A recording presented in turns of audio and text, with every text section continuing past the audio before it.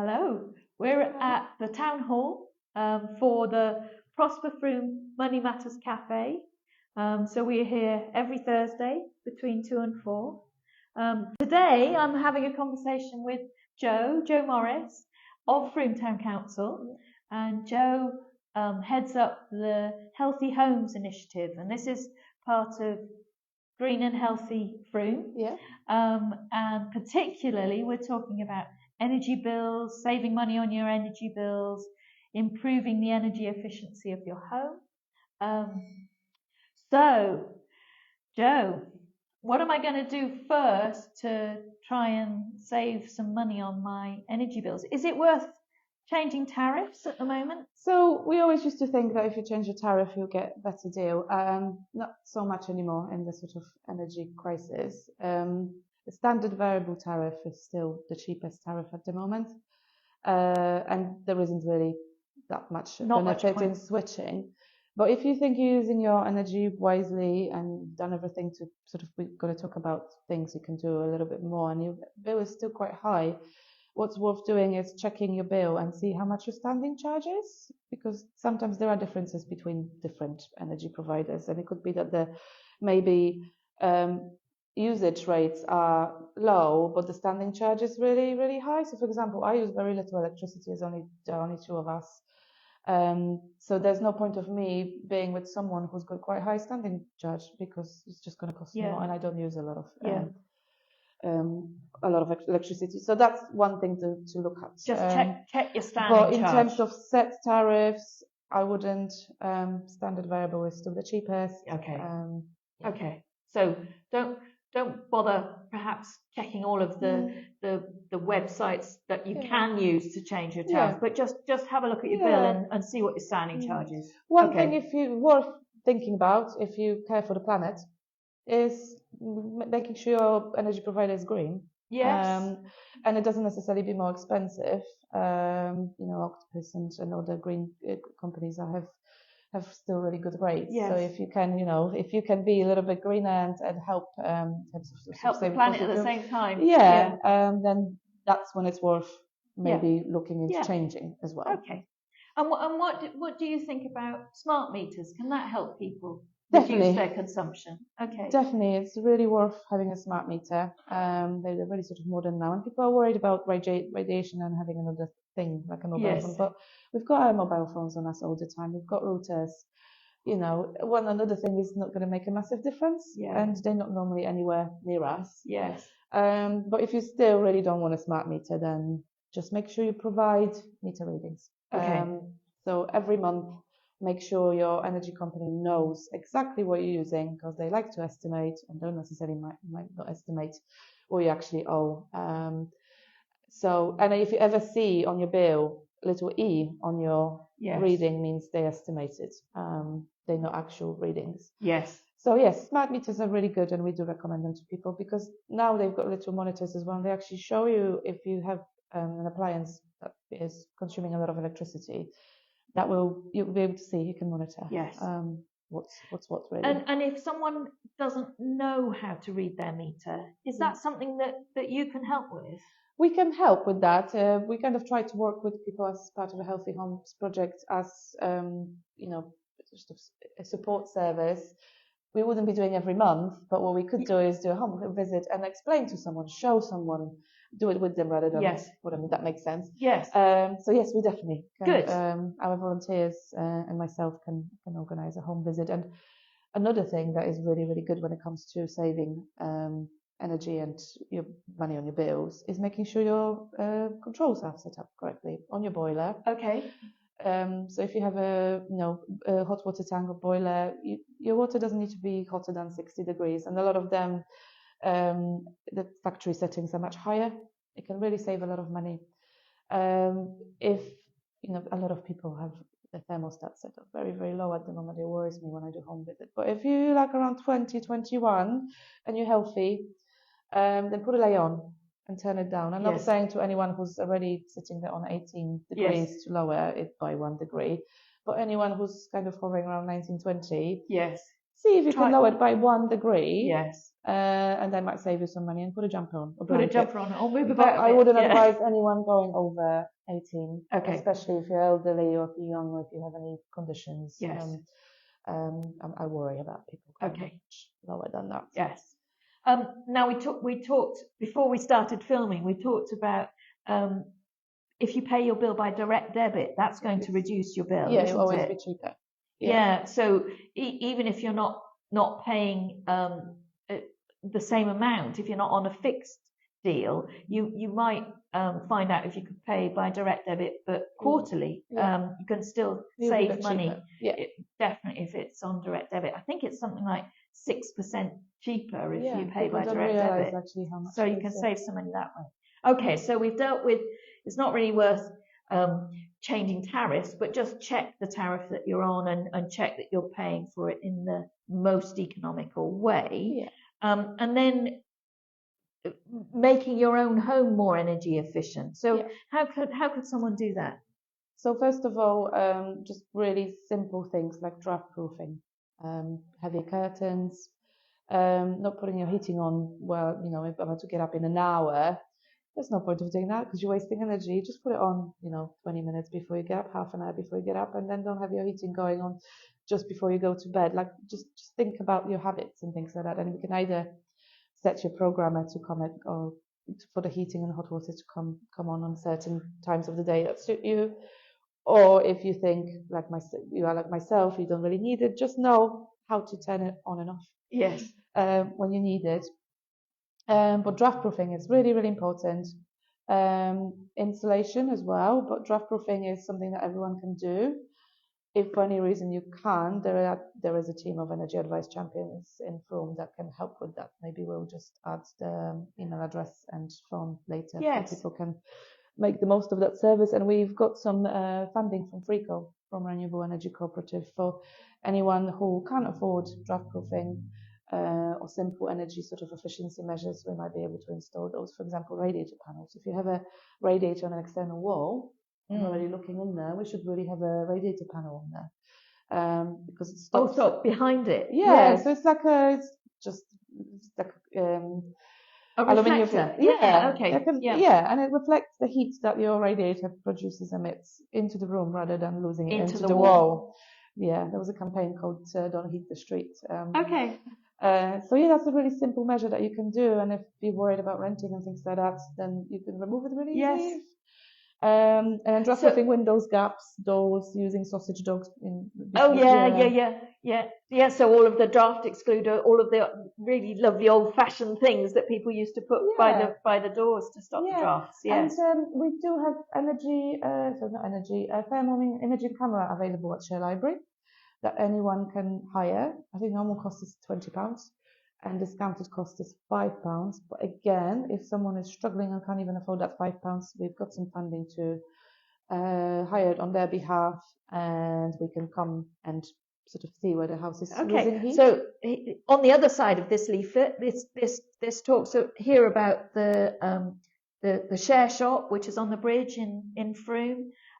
So these leaflets, which we've got in the town hall, so they talk about the healthy homes that Joe runs on one side, and then on the other side we've got the share shop where Joe's just mentioned you can borrow this thermal imaging camera to find out where the heat loss is happening. Yeah, that reminded me of the energy saving kit as well. So it's a really simple kit again that we put from funding from FRECO.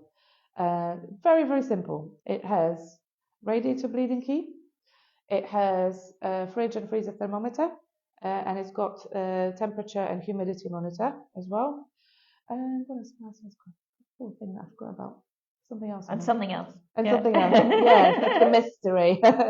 And it's got some advice of how to use these things, and they're all really simple to use. And you can keep that for a week and see actually, what's the temperature in your house. Yes. You can check what your fridge is working on, and whether you could maybe lower the temperature a little bit, because we don't really actually need it as low sometimes as we have it. So great. And that's like really cheap. I think there's £1 to hire for a week. Great.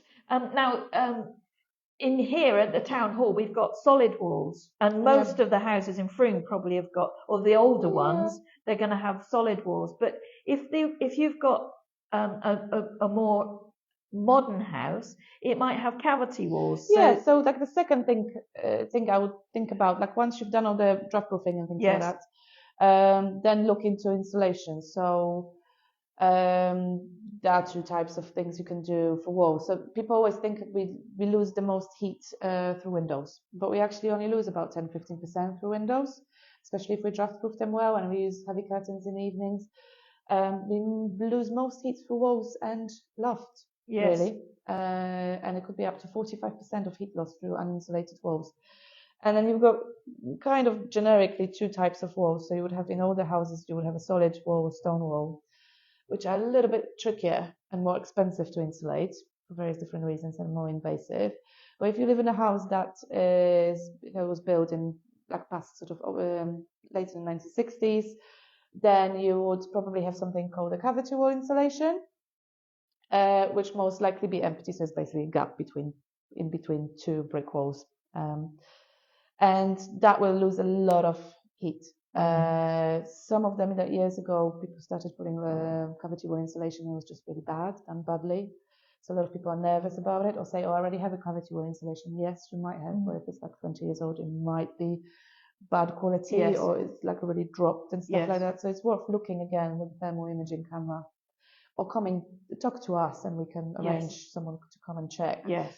And if you need to fund it yourself, it's not particularly expensive comparing to solid wall. Talking about a range of like £800 to £1,000. If you're not eligible for funding, there's a lot of funding available for cavity wall insulation. But if you're not eligible, then potentially there are options like Rendology, which is just a lovely community interest company that recycles Somerset and Wiltshire and maybe Baines money as well.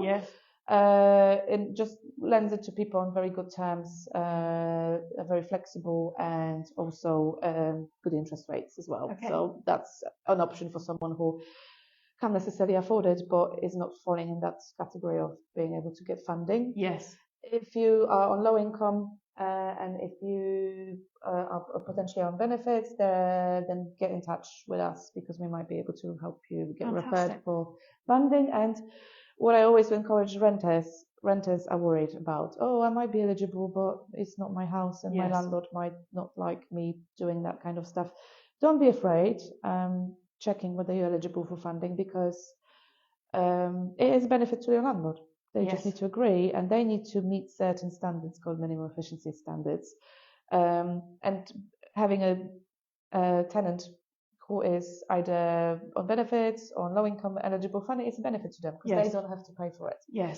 And another thing, loft insulation. The current recommendation is 27 centimeters, about a foot, maybe something like that. It used to be much less. And again, we lose a lot of heat through our uninsulated lofts, so it's worth looking into. Either do it yourself, or again, there are a lot of funding available for loft top-up insulation or for loft insulation. So it's worth checking. If you're not eligible for funding, probably not worth looking at Rendology because it's not really that expensive. But I would look into those two things. And it's called the thermal envelope of a building. So I think the next thing to look at once your house is nicely insulated, you'll really see the difference in your bills and in your comfort. So what if you've done all of the draft exclusion, you've done the easy wins of the loft insulation and maybe you've done cavity wall insulation, but then you're worried about maybe the humidity levels in your home? So obviously we need to be careful in terms of if once we improve that thermal envelope, I always like it kind of almost like an envelope if you think of a roof of a house. Then we need to think about controlled ventilation. Controlled ventilation. That every building still needs to breathe, whether it's newer or older building. And then when we start, plugging in all the drafts and insulate everything, then we as humans produce a lot of moisture just by breathing. There is don't stop breathing. Don't stop breathing. But you need to think about, first of all, reducing the amount of moisture you are putting in the air. Most of us will know this, but the way it works, there will always be moisture in the air. And it comes in the building. It will come from us cooking, breathing, don't stop breathing, bathing, drying, washing, things like that. And that water moisture will float in the air. And if we have change of temperature, or there is a bit of an uninsulated surface somewhere, or whatever, we often see it on windows. If there is a temperature change and that warm air hits a colder surface, it will condensate. That's when you start seeing water droplets. And what moisture feeds? It feeds fungi. We don't know fungi in our house. That's where mold comes from. So we want to avoid that. So insulation will stop that, because your walls will be warmer, your loft, your ceiling will be warmer. That's the first thing. But also, first of all, reducing the amount of water you put in the air. So if you're having a shower bath, having extractor fan on. If there isn't one in your bathroom, it's good idea to install one. But if it's not an option, open the window slightly, keep the doors shut from that really steamy room. If you are cooking, put lids on pans if you can, if it's a dish. And that will save you energy costs as well. It saves you energy, because you can have it on lower setting and have that extractor fan working. If you're renting, if it's not working, ask your landlord to fix it. Again, or at least open the window a little bit. And we talked a little bit about drying, washing as well. It's difficult in this country. I always tell people, do not use tumble dryers, because they're very expensive, not great for the environment. Obviously, sometimes you have to. But it's, for someone like me, it's really tricky. So I'm not going to get home until it's dark now. It's been raining, and I haven't got time to check the weather forecast to put my washing out. So naturally, I would want to dry things on the radiators or near a radiator at home. Again, that's a lot of moisture going into the air. That's it's going to be somewhere if we don't let it out. So in that situation, I would then maybe think about getting a dehumidifier and keep it in that particular room, or even a cupboard. But again, if you can, whenever you can, washing outside. Dry washing. Don't wash it outside. Don't wash outside. Dry washing outside. Great. Okay, so we've done everything we can, but we've found that we've fallen into energy debt. So what could someone do? It could happen to anyone at any time. Do contact us. So again, we'll share the email and phone number in a minute. But what we can do, we can have a conversation like we're having now. We might be able to arrange a home visit for someone, and if someone is really struggling with that's to kind of lower the bills going forward. But in terms of dealing with the debt, we work very closely with the Centre for Sustainable Energy, who are a fantastic organisation that help people lower the bills and just live in a healthier home. They are a project partner for Healthy Homes and Green Healthy Frome. So what we can do is refer someone in debt to one of the caseworkers. There's a little bit of a wait, so don't, if you are struggling now, speak to us sooner rather than later, and they'll be able to negotiate on your behalf with the energy company. They're not going to be able to completely wipe the debt off, but they'll be able to come to some kind of agreement and work on your behalf to come with some kind of solution. Again, if you feel confident enough, some energy companies, especially now in cost of living crisis, you could go directly to them and see if they can arrange a repayment plan or something. But if you're not confident in doing that, then contact us or go directly to the Centre for Sustainable Energy. We will share all these contacts and numbers, maybe in the comments or at the end. So I don't know how you want to do it. Well, that's fantastic, Jo. Thank you so much. You're a mine of information. So I think if anyone's got questions, then either phone the town hall. So our telephone number here it's Frome, so it's 01373. And our number's 465757. If you want to go directly to the Centre for Sustainable Energy, then you can do, but they are really quite busy. So you might want to contact us here first, and then we can see if there is anything immediate we can help with, and not necessarily we can sort out your issue or your concern without having to go to CFC further. So we are either basically put an inquiry through the number here, or email energyadvice@frometown.council.gov.uk. Repeat that? So it's energyadvice@frometown.council.gov.uk. or call the reception. Or call the reception. Yeah, and all the information about how to get help in terms of energy bills and things like that, and insulation and drop proofing is on our website under Healthy Homes. And also, if you want to talk to someone in person, we have regular energy advice sessions at the library. At the moment in the winter, we have them twice a month, and it's best to check, because they're not always on the same days, it's best to check our website again. Under Healthy Homes, there'll be energy advice sessions coming up, and just check and come and talk to us. Come and talk to us, or give us a call, or pop into the town hall whenever we're open. So thank you so much, Jo. That's been a mine of useful information. Thank you. Thank you very much.